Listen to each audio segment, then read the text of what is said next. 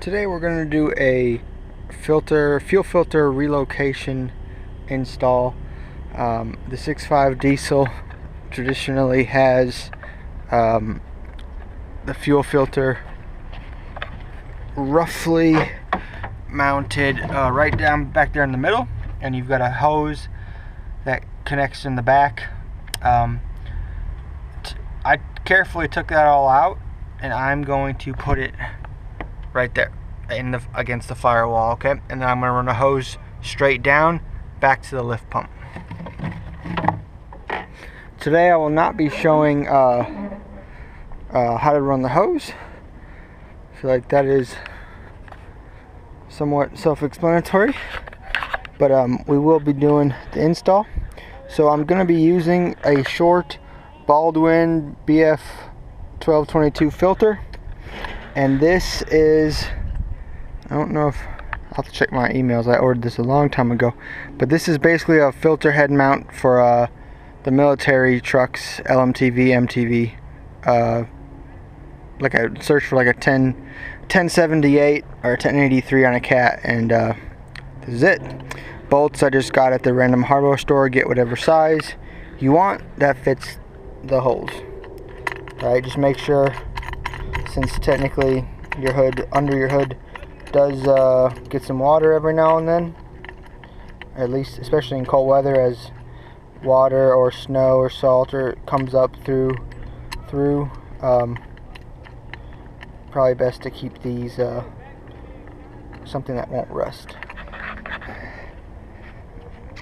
A tall filter like the original Duramax filter, or a tall Cat, I think that's what originally comes with this mount. It's a one of the big Cat's filters, because it's a Cat motor, right? So we're gonna stick this right about here. I've got a screw already in there. I don't know if everybody has that or if that was from a previous owner, but I like his placement. I'm gonna stick one screw right there and the other one right here, and that gives me access to the hand pump. And it should give me, if I slide it all the way over, it should give me enough clearance to put in the down. I need one straight right here, and I'm gonna have the down in the back. I suppose I could do either one. One's gotta be a down, one's gotta be straight, right? The down will be easy to go right down there, out by the side of the transmission to the back, to the fuel pump, down the frame rail, and then this one I've already done some measurements.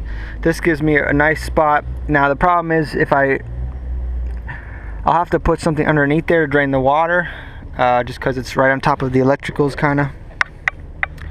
But I'll just make sure whenever I change filters to put a rag down or something. But I like this placement significantly better than the middle one. I wish this was the factory spot. This is great. So let's see if I take this out. Oh, it's down here. We got, like, this is your main connection to go to the ECM, so it is kind of important. So when I change the filter here, I'll definitely have some kind of a bunch of rags and stuff underneath this. However, your filter change is not a regular thing, so I'm not really too concerned about it. It came with two plugs, so I can plug up both on the one side in my case, or one on one side. And then it comes with these, one straight, one down, obviously, and it goes to a 6AN line. So what I'm going to do is I'm going to have one down, and then the other one is going to be straight, and that's going to run a hose all the way to the pump. So first up, to be able to drill my holes even, I have to get this cowl out of the way. So I've already taken off my wipers. That's not too bad. There's going to be a screw right there, and this little piece slides back and then back out of this, and that gives you access to this screw. Undo that Phillips screw, undo this Phillips screw on both sides of the motor, and then there's going to be screws down in the middle. Let's see, there's going to be here and a couple along the middle, and then this whole piece will slide up. There's 4 screws, I believe, going across, plus the 2 on each end on the side, plus the one on the very side for the side trim. Now, I've got it loose enough with every bolt out. I probably only needed to do maybe the 3 or so on this side and left the other ones in. But right now I have every bolt out. I could, and I'm going to completely remove this. There's going to be some coolant hoses right up underneath there to your wipers, so make sure to get rid of those. But now is an excellent time if you've got a shop vac to go in there, wipe everything down nice. If you're able to either buy a new one of these or paint this, depending on how the condition of yours. Definitely also your weather stripping, if it's bad, replace it, because obviously you don't want leaks down in here, because you got some weather stripping right there. And just trash in general from twigs and leaves, this is definitely a great time to knock everything out. So I don't have a shop vac with me today. I'm just going to do it by hand. I won't put that on camera, but I'm going to do it by hand, clean it down the best I can. And but yeah, this is all you need to do if you're not planning to clean nothing, just to get a little bit of access to drill 2 holes. Get your hand behind here so you can get a socket and a wrench and thread a nut, get a bolt through and put a wrench on the back end, tighten her down. So we're going to do that real quick. The nice thing about this location and one over here is that I have plenty of access to the drill coming straight on, so it'll be good. Alright, so I got it bolted with 1 bolt, and I'm going to use this as a template to get my other one in. Before I do that though, I want to make sure I have enough clearance left to right. But I want to use one of these holes for to mount my fuel pressure gauge. I'm going to have it come like in here and then run to the hose to my gauge on the A-pillar. So and then maybe I can find like a Duramax gauge and maybe mount that on the firewall again, like right over here or something, and have that kind of under the hood test port as well. That'd be pretty cool if I could find one of those. But I suppose I could just do a mechanical gauge, just one that runs inside the car and one that runs outside, or one here. But I think having the I've already purchased, have you seen the other videos I've made? I've already purchased the Merchant Auto Duramax test port gauge that kind of plugs into a quick connect. If I can get that quick connect right there, that'd be pretty cool. Yeah, that hose is kind of right in the way, so this one will definitely go in the back. The straight one will be the back one. And let's just see. Alright, I might have to, so that's gonna fit. Yeah, that's gonna fit. However, I'm definitely going to need to screw it in before I put it in here. So let me do that. And if I definitely had a different fitting that didn't take like this huge L, I could always do this side, maybe. Yeah, worst case scenario, you run this side. This one you spin to the angle you want, and then you tighten the nut. Okay, so let's say I want it right there. So that would definitely work. I could definitely run a hose down that way. I'm gonna try to get it on this side, but the backup plan is right here. Since I got plenty of space to run a hose down there off of maybe a 45 that goes down in this way, it would be perfect. So either way is gonna work out just fine. I'm done. Alright, so how do you not have a punch with me? So we will just give her the beans. Actually, take that back. I'm going to just make a mark.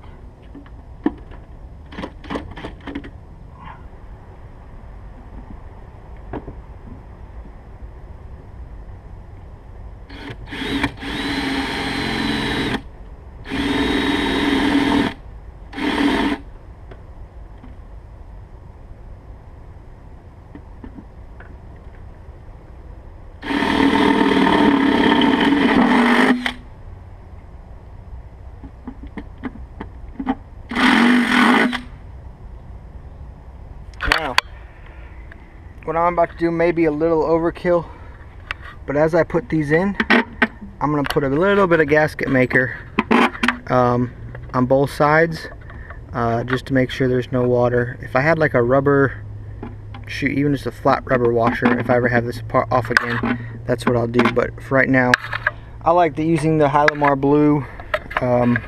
It really never hardens fully. It's very, so having this stuff here means, for sure means I will never leak water in here. And also, this material is something that never hardens.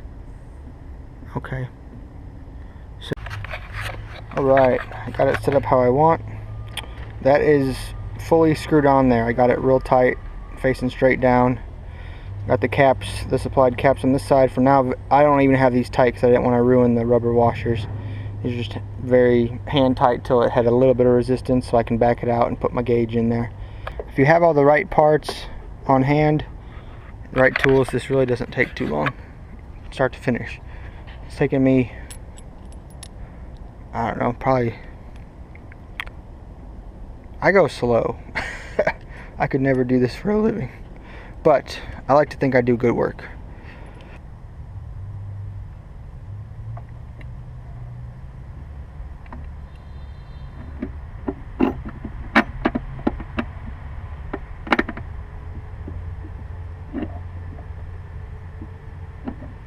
But it does clear. That's the good news. The good news is it does clear where I wanted it. Bad news is my hole was not perfectly drilled, guys. Use a punch when you can. Avoid this problem. Now I'm gonna have one real nice looking hole and then one hole that's kind of elongated up. This is why I use a punch. Nice hole, not so nice hole. I'm probably just gonna use gasket maker around the whole back of that corner now. But yes sir, at least having this huge washer on the back will help it play nice. So should fit good. And I did check, there's gonna be, if you're doing this before you do this, you might as well do your boot master, your hydro boost, if you are needing to do one, just because the way I have it set up right here, I could have moved it over all the way more, but obviously the closer this way you go, the more open space you have right here for everything, for changing the filter and for draining. Because if you're over far enough, it just drains straight down onto the ground, so there's really nothing there.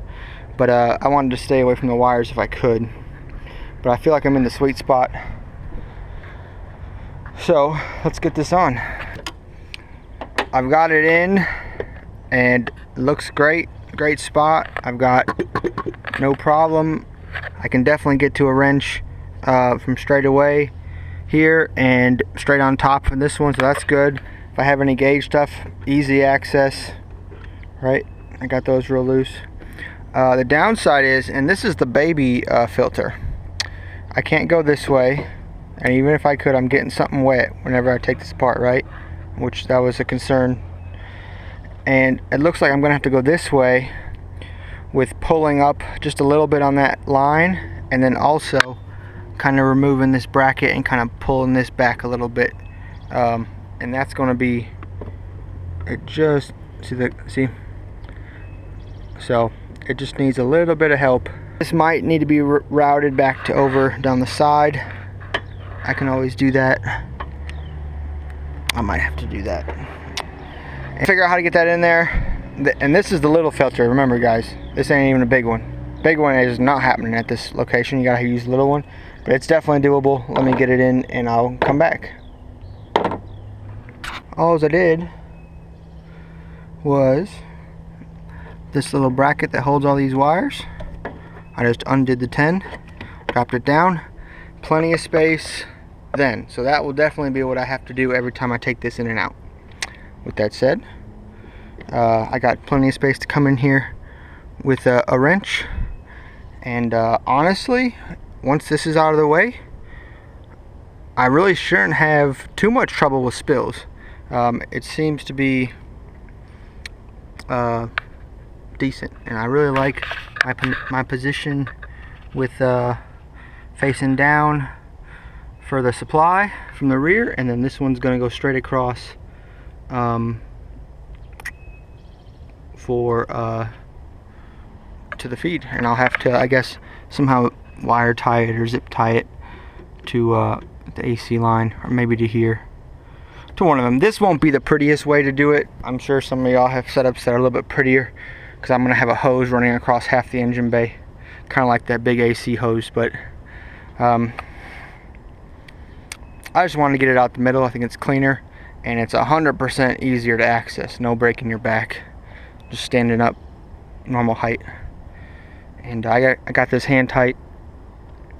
Maybe once I get a filter wrench, give it another quarter turn, and it's low pressure. Actually, it might not leak as it is. But yeah, that's the Baldwin 1222. And I might be making a kit with a lift pump. And stay tuned, follow my future videos. I may be making a kit to do this filter head and a lift pump combo. That would essentially be universal for any diesel engine, because this is suction power, and therefore it can be started on anything.